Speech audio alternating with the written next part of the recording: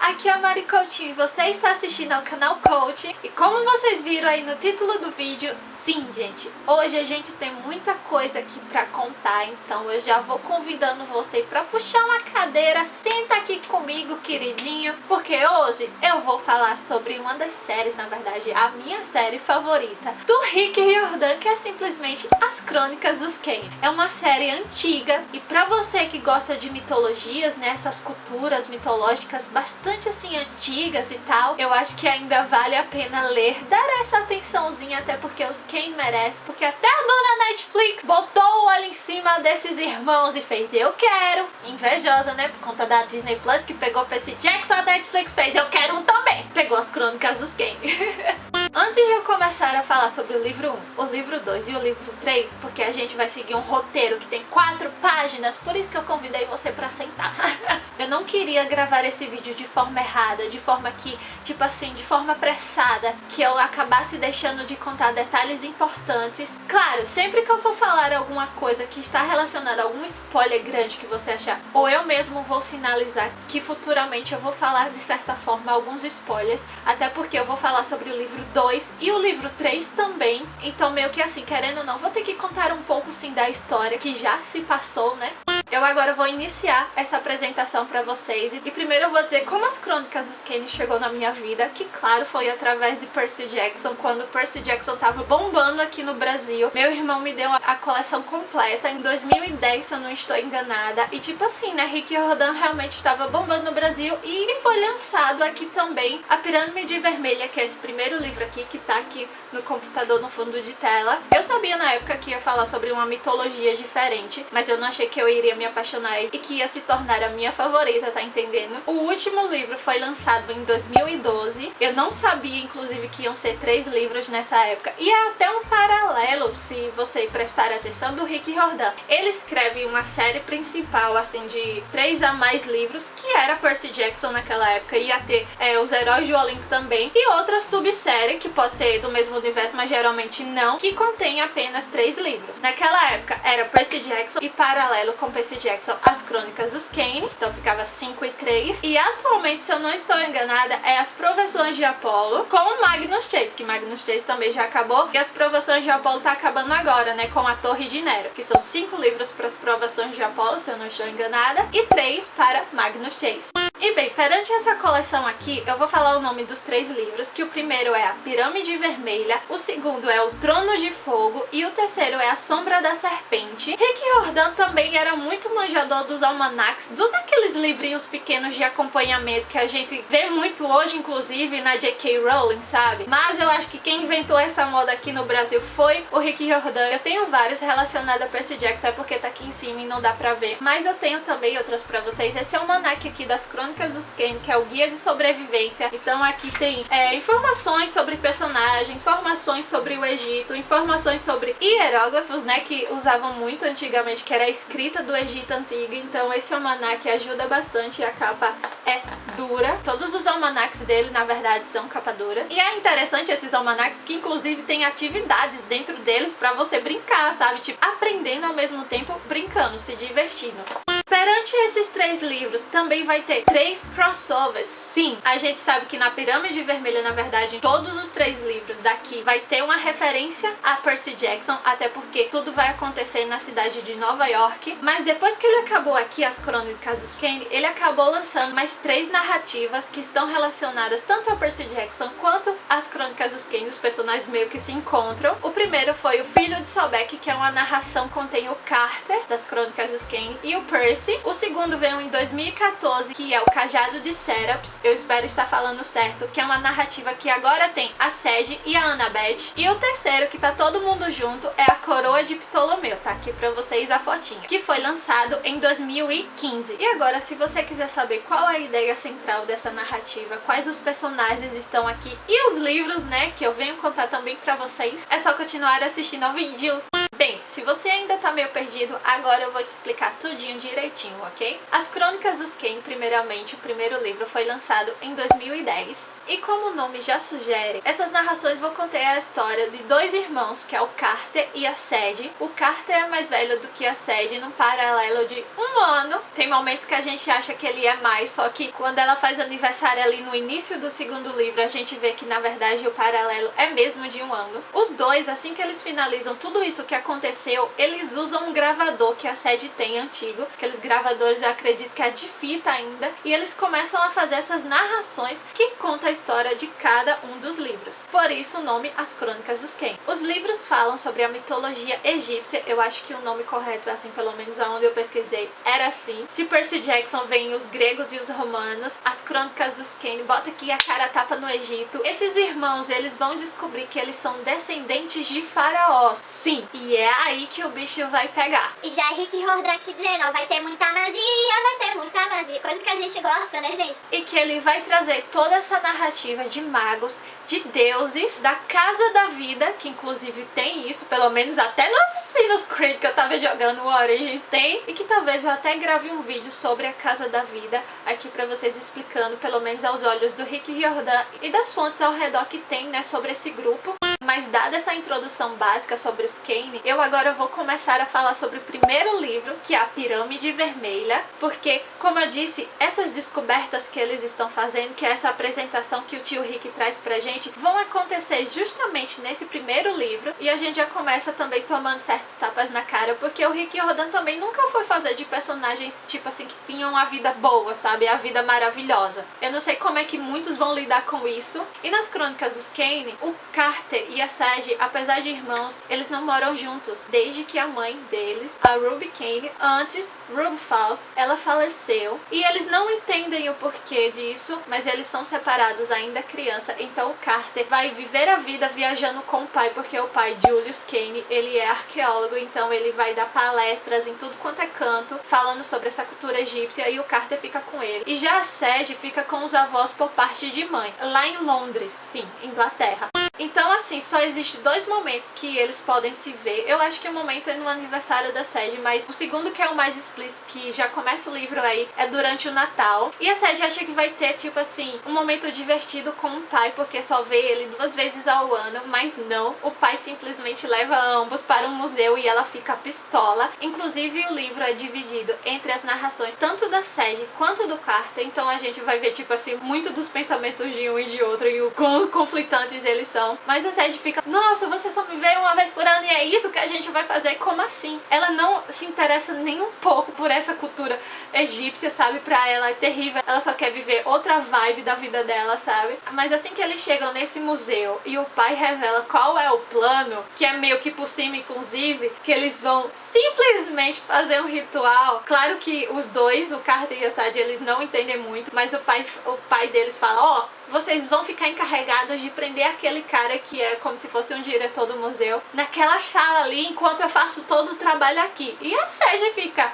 finalmente uma ação, finalmente algo diferente. Nesse nível a garota, sabe? O Carter já fica mais com medo, mas ele vai, ele faz. E é aí que o livro vai começar, quando o pai deles, o Julius Kane, usa a Pedra de Roseta pra liberar os deuses. Na verdade, não era bem o que ele queria, sabe? Mas acabou acontecendo. E dentro dessa pedra estava aprisionados 5 deuses importantes do Egito Antigo, pelo menos das histórias, né, dos deuses do Egito Antigo que a gente conhece, que são, segundo a mitologia presente dentro das Crônicas dos Kane, os filhos de Nut, que é a deusa como se fosse assim do céu, dos corpos celestes, tendo o pai desses deuses, Geb, que ficaria sendo o deus da terra. No meio dessa figura que tá mostrando aqui pra vocês, a gente tem Shu, que seria o deus que teria que separar Nut de Geb, isso por conta de uma história que eu acho que vale a pena vocês irem se informar mais sobre, e eu vou deixar o link inclusive aqui embaixo para vocês lerem. Mas Nut teve 5 filhos. Eu não vou colocar na ordem certa, tá? Mas eu vou falar o nome desses 5 filhos, que foram os deuses que foram libertos pelo Julius, que é Osíris, Neftis, eu espero estar falando certo, aí tem Isis, tem Set e tem Horus. Claro que tudo aí acaba dando muito que errado. O pai deles desaparece e eles ficam à deriva até a polícia chegar a encontrar. E eles contam a verdade, só que quem diabos vai acreditar em duas crianças falando que um ritual aconteceu em pleno museu e que coisas estranhas também aconteceram naquele momento? Até que o tio deles, que é o Amos, ele aparece para levar tanto o Carter quanto a Sage para Nova York. Ele só fala que assim, precisam levar as crianças porque agora eles estão sendo procurados e muitas coisas foram ativadas envolvendo a Casa da Vida. E ele vai até a casa da Sage, fala com os avós dela, que não gostam muito inclusive dos Kane. Eu acho que ali fica nítido que os Faust parece que culpam o que aconteceu com a Ruby, que é a filha deles, né? Culpam o Julius, que é o pai das crianças, e a família dele. Mas a Moss leva os dois e eles ficam tipo assim desesperados porque há muito tempo eles não moravam juntos, nem tinham tantas lembranças assim. O Carter fica nervoso de como é que vai ser essa convivência com a Sage. Mas eles vão, e a segunda experiência que eles vão ter de magia é o caminho que eles vão para Nova York, para um dos gnomos, assim dizendo, que eles vão descobrir que a Casa da Vida tem diversos gnomos em diversas cidades, e a mansão do Brooklyn, que é onde eles vão morar, é um desses gnomos. Se eu não me engano é o 21º, mas eu vou colocar aqui qual é o certo se eu tiver falado errado. E é interessante essa parte porque eles ficam, se eu não me engano, do lado leste. Eu sei que eles ficam de um lado, né, que ficam no Brooklyn, e tem Manhattan do outro. E a Sage faz, mas por que a gente vai ficar desse lado? Aí o Amos vira e fala, porque o outro lado tem outros tipos de magia, outros tipos de deuses, e a gente não quer criar confusão, meio que assim, sabe? Fazendo referência a quem, minha gente? A Percy Jackson, porque do outro lado fica Manhattan e todos aqueles lugares que a gente já conhece de Empire State, o Monte Olimpo, né, dos deuses gregos que fica ali em cima. Então as crônicas dos Kane vão ficar com o outro lado, vão ficar no Brooklyn, e eles vão descobrir todo esse universo de magia, que os pais, na verdade, são magos de duas casas distintas, descendentes de faraós ainda mais, e por cima que tanto a Sage quanto o Carter estão abrigando dentro de si dois deuses. A Sage ficou com a Isis e o Carter ficou com o Horus. Então pra eles a princípio é muito assustador, mas a Sage principalmente ela se convence que é isso, e agora o que é que a gente tem que fazer? Eles meio que insinuavam que tinham morrido, não morreu, só tinha desaparecido, mas eles precisavam encontrar e também ao mesmo tempo simplesmente parar a destruição do mundo, assim dizendo, porque Set, um dos filhos de Nut, que também foi libertado, é o deus assim como se fosse do mal, do caos. Então ele quer o quê? Ele quer dominar o mundo, ele quer fazer ali do planeta meio que o reino dele. Então as crianças que chegaram agora na magia vão ter que impedir tudo isso. Então, minha gente, imagina a confusão, né? E nas crônicas dos Kane a gente vai ver muito disso, que inclusive eu sei que é verídico, que vai ter o lado do mal, que a gente fala assim, mas vai ser o caos, e o lado do bem vai ser o lado da ordem. Então os Kane são a ordem e vai ter as confusões, as falcatruas, os desafios do caos que eles vão ter que combater. No primeiro livro eles vão ter que combater Set.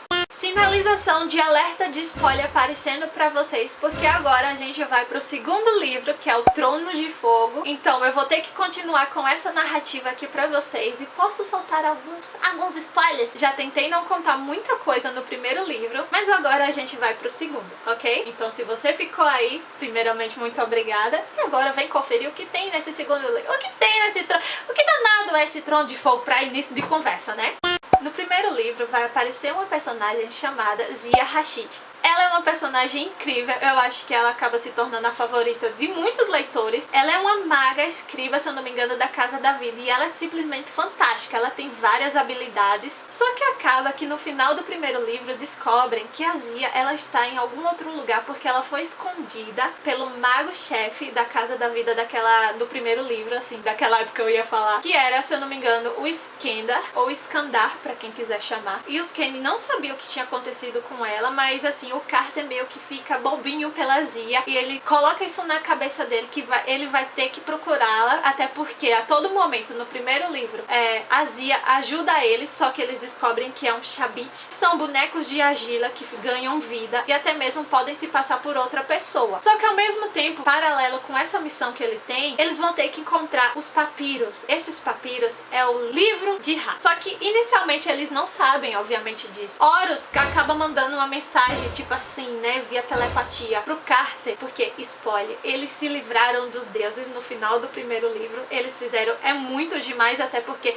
existe uma explicação que se o mago acabar usando magia demais, paralelo com o deus que está abrigando, ele pode ser consumido e pode não resistir a essa magia. Então, tanto o Carter quanto a Sage, eles libertam os deuses, mas eles podem, tipo assim, seguir o caminho desses deuses, que é estudar sobre, pra, tipo, conseguir usar algumas habilidades que envolvem esses deuses. Por exemplo, o Carter libertou Horus, mas ele quer seguir o caminho de Horus, então ele vai ser um guerreiro, então ele estuda essas táticas de estratégia, de comando, de como usar a espada. Naquela época no Egito era essa espada aqui que eu esqueci o nome, mas também vai estar aparecendo aqui pra vocês, enquanto a Sage vai seguir os caminhos de Isis também. Mas aí que Horus manda uma mensagem pra Carter e diz: ó, a gente acabou com Set, só que a gente sabe que o final do mundo ainda tá acontecendo, até porque a gente vai ver o inimigo maior, que é essa cobra gigantesca que tem no terceiro livro, e daí que a maneira que eles têm de acabar com o Apophis é encontrando esses papiros. Então vai todo mundo nessa missão, inclusive o nome deles, o nome do Brooklyn, a essa altura já está com, tipo assim, alunos iniciados. Então a gente vai ter novos personagens, a gente vai ter o Felix, que é um garotinho incrível, que ele tem, assim, paixão por pinguins. A gente vai ter o Walt Stone, que ele é um mago de amuletos. A gente vai ter a Jess, que de certa forma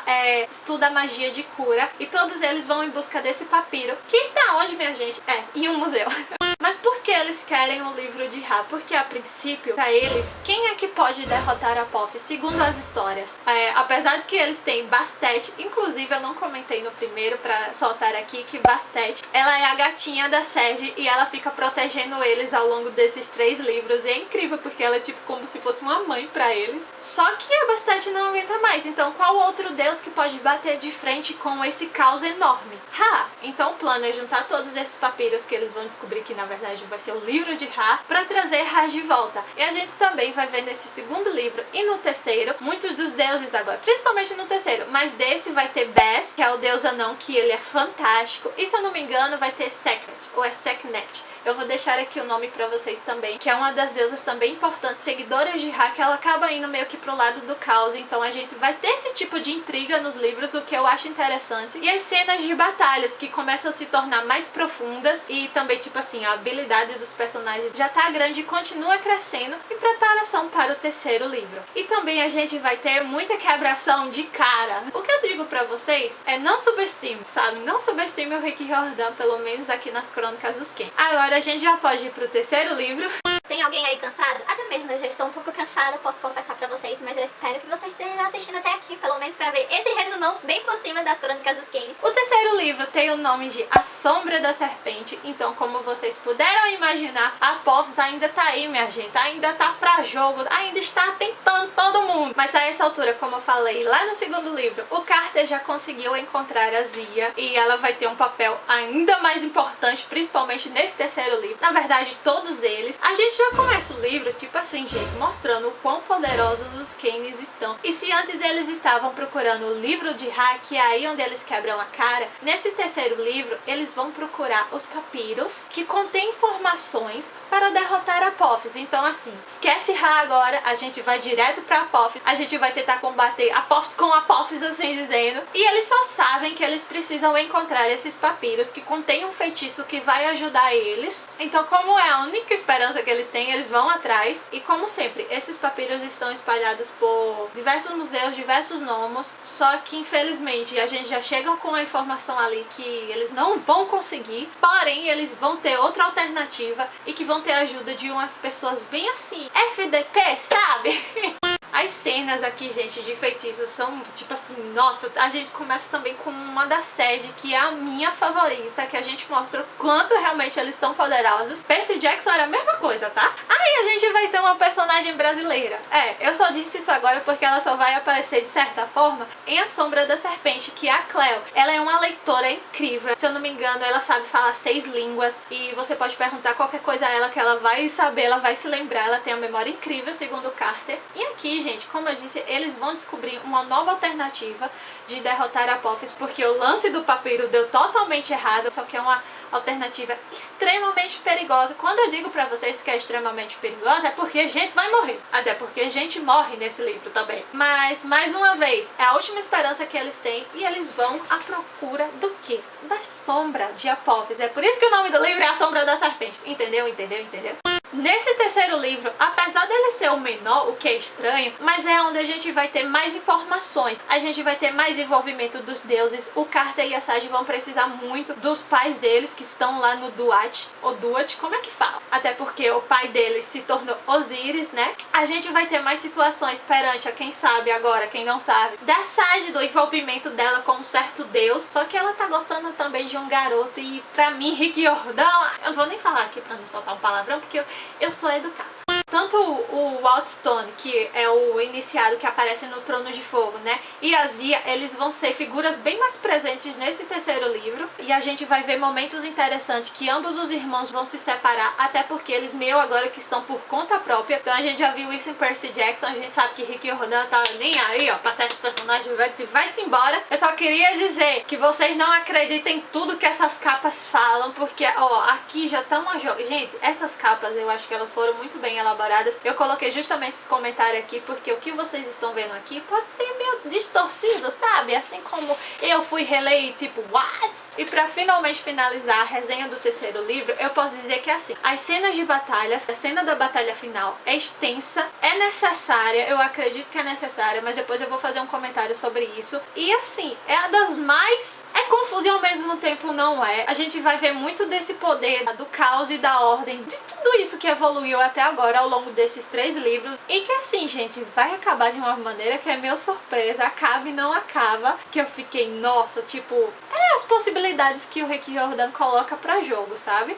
E é isso. Para os comentários finais, eu queria dizer que, tipo assim, é nítido a evolução do Rick Riordan, mas algumas cenas de batalhas, elas são meio confusas e chatas. Já outras, totalmente interessantes. Então, assim, é meio difícil dizer se é bom ou se é ruim, sabe? Porque não é sempre tudo que é ruim, mas não é sempre tudo que é bom. Tem cenas, por exemplo, pra mim, que ele poderia passar direto. E agora que eu tenho essa visão de mais adulta, né, que do tempo que eu ganhei isso daqui, gente, o último livro em 2012, a gente tá em 2020, obviamente que eu ia ter uma opinião diferente, né? Eu gosto muito da evolução do tom da história, porque no primeiro a gente tem algo bem mais ali pré-adolescente, até um pouco infantil, mas nesse segundo a gente já chega no tiro, porrada e bomba. Eles vão enfrentar muitas coisas e também vão mostrar muito dessas habilidades, do quanto eles se dedicaram pra própria causa, sabe? E eu acho que, tipo assim, o Rick Riordan, é uma crítica agora, tá? Tipo, ele fala uma coisa, mas acaba acontecendo outra. Você tem que prestar atenção, mas eu acho que não precisa estar aquela concentração toda, porque, tipo, você pega assim até que fácil. Então fica meio que confuso, tipo, você acha que é assim, que finalmente vai acabar, mas não acaba e acontece de outro jeito. Então eu acho que isso daí ficou meio que, poxa, é ou não é? Sabe, cara? Se decide, ou é ou não é.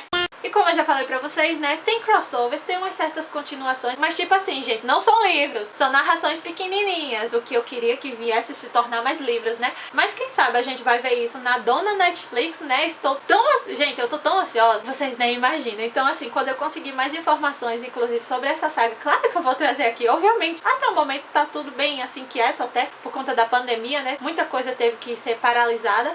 Mas é isso, gente. Ficou extenso. Meu Deus do céu. Eu já tô assim, ó. Eu espero que vocês tenham gostado. E isso porque eu contei muito por cima. Eu poderia ter contado bem mais informações, mas eu só quero, assim, no momento que vocês entendam, ok? Eu vou trazer mais vídeos sobre essa série desses irmãos incríveis, que são os meus favoritos. Então eu espero que vocês fiquem aí e que vocês tenham gostado desse livro. E não deixa de comentar aqui embaixo alguma coisa, ou sobre a série, ou sobre aquilo que eu perguntei no início do vídeo, sobre as tretas do Rick Riordan, ok? Tem alguma informação que eu não falei e acha que pode compartilhar aqui sem dar muito spoiler? Rasga o dedo aqui embaixo, porque a gente vai estar lendo e comentando tudo também. Se inscreve no canal se você quiser me ajudar a bater a meta. Estou batendo as primeiras metas do YouTube, porque eu sou um YouTube ainda em ascensão, ainda estou crescendo, quase 2.000 inscritos, então vem ajudar a Mari se você quiser, se você gostou desse tipo de conteúdo, né, que é o que eu trago aqui pro canal. Me segue nas redes sociais pra você ter mais informações ou informações mais diretas sobre o que eu vou postar aqui no canal, o que eu tô planejando, o que eu tô fazendo, até porque eu também sou cosplay, então tem muita coisa lá que eu falo, e também faço as minhas lives de games na Twitch, tá aqui embaixo o link.